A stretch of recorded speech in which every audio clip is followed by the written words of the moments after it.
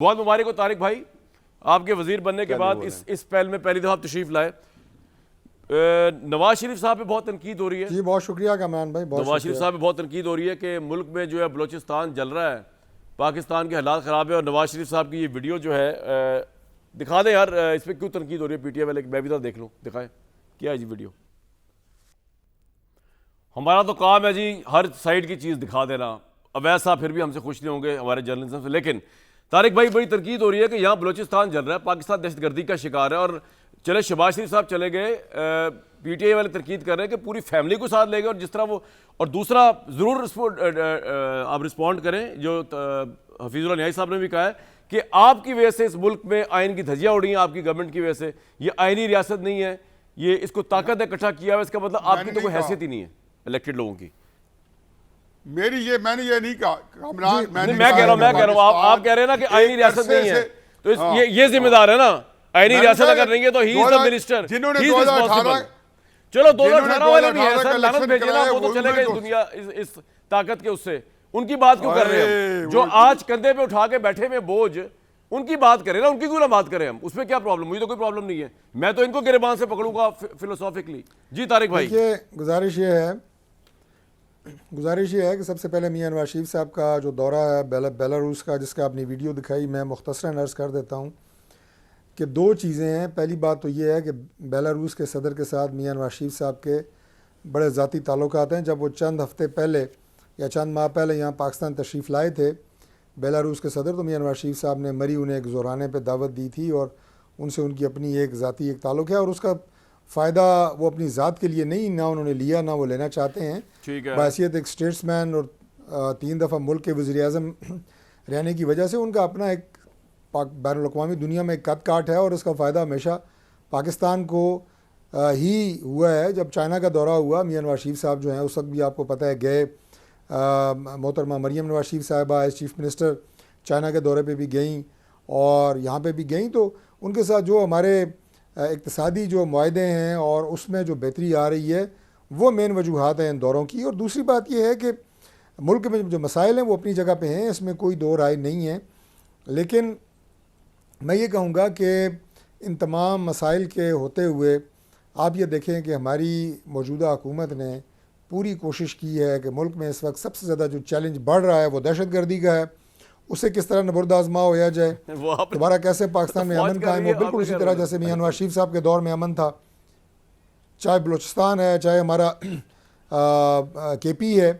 देखें, जो आपकी लॉ इन्फोर्सिंग एजेंसीज़ होती हैं और आपके अस्करी इदारे होते हैं, हुकूमत और वो एक हैंड एंड ग्लव की तरह इस सिचुएशन में जो है वो काम करते हैं। और वही जो है वो मौजूदा दौर में हम कर रहे हैं, और उसकी वजह से जो असरात आपको मईशत में बेहतरी एक सवाल करना चाह रहा हूं आ रहे हैं। सर मेरा एक सवाल है IPPs के साथ मुआहदा जो अभी तारिक भाई, मेरा एक सवाल है। तारिक भाई, आप लोग इतने ब्रिलियंट लोग होते हैं पॉलिटिशियन, जिनको हम जैसे पढ़े लिखे लोग और अवाम इलेक्ट करके भेजती है, तो क्या वजह है कि आपसे मुराद, मैं सबकी बात कर रहा हूँ, जो पिछले आपके पार्लियामेंटरी 2018 के भी आप कर लें, 2000 आपके भी कर लें, आप लोगों में इतनी डेप्थ और विजन नहीं है कि अगर चोलिस्तान की बंजर ज़मीन को सैराब करने का मामला, तो वो भी आर्मी चीफ के जहन में आ रहा है।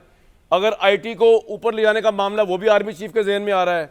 अगर मिनरल्स कॉन्फ्रेंस करानी है, वो भी आर्मी चीफ के जहन में आ रहा है। मतलब आर्मी चीफ को तो हमने वोट नहीं दिया मेरे भाई, वो तो एक अनइलेक्टेड इदारा है। वो तो अभी थी जब होता है ना पावर गैप होती है, तो किसी ना किसी पावरफुल एंटिटी को आना दुनिया का असूल है। तो क्या यहाँ पर इंटेलेक्चुअल पॉलिटिशियंस की या अकल व फहम की गैप है कि हर दफ़ा इमरान खान के दौर में जनरल बाजवा साहब को आना होता था आगे, अब आपके दौर में जनरल आसिफ मुनीर साहब को आगे आना होता है? आप लोगों में कोई कुछ कन्विक्शन विजन नहीं है, मतलब वैसे ही बैठे हुए आप तनख्वाहें ले रहे हैं हमारे जो मिनिस्टर्स हैं और प्राइम मिनिस्टर। देखिए बात यह है कि जो पाकिस्तान में इस वक्त बेहतरी आ रही है मुआशी तौर पे, बिजली की कीमतें कम हुई, मैंने आपको IPPs का बताया कि उनके साथ हमारे मायदे जो हैं वो सारे हमने नेगोशिएट किए, उसके असरात अवाम के पास आ रहे हैं, और ये भी मुबारकबाद के मुस्तहिक है। मैं समझता हूँ सिर्फ एक जुमला कह के उसी का लिंक के साथ आपका अगला जवाब मैं दूंगा जो आपने सवाल किया है कि एक माह में पाकिस्तान में ये रिकॉर्ड है कि $4 अरब की सरमाया जो फ़ॉरेन हमारे ओवरसीज़ भाई हैं उनकी रिमिटेंसेस आई हैं। ये पहली दफ़ा हुआ है कि एक महीने में 4 सर अरब वो डॉलर जो हुकूमती है कंट्रीब्यूशन तो कुछ नहीं, ज़र तो लोगों ने मुबादला भेज दी पाकिस्तान अपनी के अंदर जो फैमिलीज है वो को इस ना, तरह आया। वो तो भेज अब दी। मैं आपका आपको क्या मुझे ज़रा मुकम्मल करने जी, दें जी, ना, बताएं, बताएं। मुझे मुकम्मल तो करने अच्छा दें बताएं बताएं बताएं। यार, मुझे मुकम्मल तो सर, करने सर, दें बोले, ना, सर आप बोले, काट करेंगे तो क्या अच्छा क्या अच्छा, बात बोले होगी? बोले आप मिनिस्टर मैं क्या बन गए ना, समझा फिर आपको सकूं? जरा कट करना पड़ेगा। क्योंकि बात फिर पीछे से शुरू करनी पड़ती है। चल कर ले।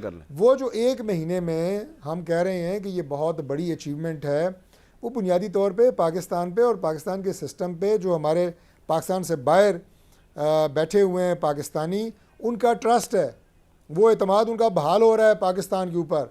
वो सरमायाकारी इसलिए पाकिस्तान में 4 अरब डॉलर आए हैं, वो हमने जाके उनकी जेबों से नहीं निकाले ज़बरदस्ती गन पॉइंट पे कि जनाब आप पैसे निकालो, डॉलर और पाकिस्तान भेजो। पाकिस्तान में जब आपको यहाँ पे लॉ एंड ऑर्डर, अपनी इन्वेस्टमेंट पे ट्रस्ट और पाकिस्तान के निज़ाम में आपको बेहतरी नज़र आएगी, तो आपके पाकिस्तानी भी और बैरूनी दुनिया भी पाकिस्तान में सरमायाकारी करेगी। ये इसकी इंटरप्रटेशन है। बाकी जो एस्टेब्लिशमेंट होती है, जो आपने बराह रास्त आर्मी चीफ़ का नाम लिया, और जो गवर्नमेंट होती है, मैं मुतअद्दिद दफ़ा आपके प्रोग्रामों में भी ये बात कह चुका हूँ कि दुनिया की कोई गवर्नमेंट एस्टेब्लिशमेंट के बगैर नहीं चल सकती। वो हर गवर्नमेंट का आइज़ एंड ईयर्स होते हैं और मिल के काम किया जाता है। और सबसे बड़ी बात यह है कि पाकिस्तान में जो हालात इस वक्त लॉ एंड ऑर्डर की हैसियत से की वजह से, टेररिज्म की वजह से, सिक्योरिटी थ्रेट्स जो क्रिएट हुई हैं और किस वजह से हुई हैं, किस जमात की वजह से हुई हैं, ये भी सबको पता है। उन लोगों को कौन यहाँ दफातर खोल के दे रहा था, ये भी आपको पता है। दोबारा किस दौर में उनको ला के और आपके ख्याल में तारिक भाई, आपके ख्याल में इमरान खान का जेल में बंद रहना, यकीन दिलाना।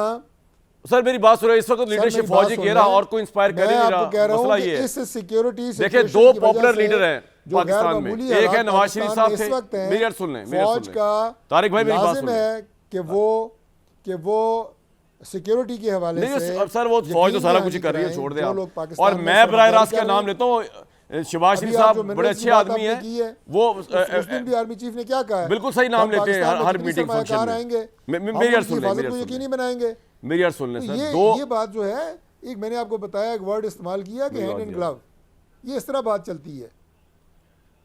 हैंड इन ग्लव छोड़े सर, हैंड भी फौज का, ग्लव्स भी फौज का, छोड़े इस बात को। मैं आपको बताता हूँ मसला क्या है। मुझे आपने कोई बात ही नहीं करने दी। मैं आपकी बात पूरी हो गई है, मैं सवाल कर रहा हूँ आपसे, आपकी पूरी हो गई बात। अच्छा कंप्लीट कर ले, मजीद कर ले। ना मैंने कर दी है अब जो करनी थी, लेकिन बीच में इतनी आपने इंटरप्शन की है कि पता नहीं नाज़रीन को मेरी बात को समझ भी आई। आपकी बात सारी समझ आ गई लोगों को, लेकिन आप रिपीट कर दे, आप मौका देते हो, आपको नाराज ना हुआ कर यार। एक तो मिनिस्टर बनने के बाद ना लोग टची हो जाते हैं बहुत। बोले आप। ना मैं कोई नाराज नहीं हूँ। मैंने वो जो कहना था वही है, कंटेंट वही है कि फौज और एस्टेब्लिशमेंट और गवर्नमेंट जो है वो मिल के इस मुल्क को जिस तरफ लेके जा रहे हैं, वो पाकिस्तान की बेहतरी और तरक्की का सफ़र है, और पाकिस्तान को इंशाल्लाह ताला जोड़ा रखने का सफ़र है। पाकिस्तान की मईशत की बेहतरी, अवाम की तरक्की है, और ये इंशाल्लाह जारी है। और आइंदा आने वाले दिनों में मजीद आपको अच्छी खबरें मिलेंगी। अच्छा ठीक है सर, बिल्कुल सही है। यकीन करें कान पक गए। ये 2018 से देखे, 2013 में मामला कुछ और था। इससे पहले जो बिजली का बिल कम नहीं हुआ कमरान भाई? कहाँ भाई, अभी तो आएगा पता चलेगा। वो जो वहां से पेट्रोल का रिलीफ था वो आपने दिया नहीं, कि पूरी दुनिया में वो बर्नेट ऑयल नीचे गया, आपने वो रिलीफ नहीं दिया। आपने कहा किस तरह आवाम को बेचा जाए, कि शहबाज शरीफ साहब जो है वो हर एड में आगे बता रहे 7 रुपए कम कर दिया मैंने। वो टेलीफोन पे भी लगी हुई है, वो प्राइम मिनिस्टर। दुनिया में कहाँ होता है यार, वो प्राइम मिनिस्टर की आवाज़ पर रिंगटोन बन गया कि मुबारक हो आपको, मैंने 7 रुपए कम कर दिए, अब तो आप मुझे एक्सेप्ट करके इमरान खान को छोड़ दें। अब पता नहीं अवाम जो है इस पे भी शहबाज शरीफ साहब की तरफ आएगी कि नहीं आएगी, क्योंकि अवाम को नजर आ रहा है जो आपके फोन में लगी हुई है, मैंने तो नहीं देखी ऐसी। हैंड भी किसका है, ग्लव भी किसका है। लेकिन मैं एक ब्रेक पे सवाल, मैं सर एक ब्रेक, अगर होगी भी तो जो आप बता रहे हैं ये तहरीफ शुदा है, तहरीफ शुदा है जो आप बता रहे हैं। सर समझ आ गई बात।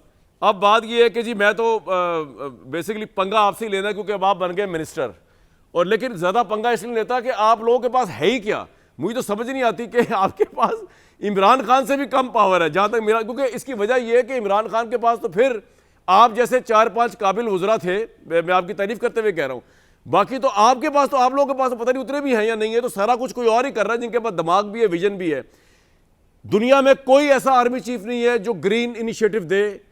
पाकिस्तान में इसलिए देना पड़ रहा है कि आप लोग नहीं दे सके। दुनिया में कोई आर्मी चीफ नहीं है जो आईटी मिनरल्स के ऊपर कॉन्फ्रेंस मुनक्कद कराता फिरे, लोगों से जाके भीख मांगे अपने मुल्क के लिए कि यार पैसे दे दो पाकिस्तान को। जनरल बाजवा ने भी भीख मांगी और पाकिस्तान के मौजूदा आर्मी चीफ ने भी यकीनन भीख मांगी, तभी आपको जाके लोगों ने ट्रस्ट किया। दुनिया जब सियासी क्यास फेल होती है तब ये काम होता है।